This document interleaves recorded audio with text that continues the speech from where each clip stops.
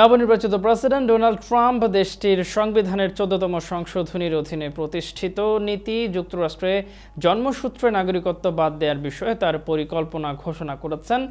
আর ডিসেম্বরে ঘোষণা দেন তিনি। ট্রাম্পের এই পদক্ষেপ বাস্তবায়িত হলে অনথিভুক্ত বাবা মায়ের সন্তানদের নাগরিকত্ব বাতিল হয়ে যেতে পারে।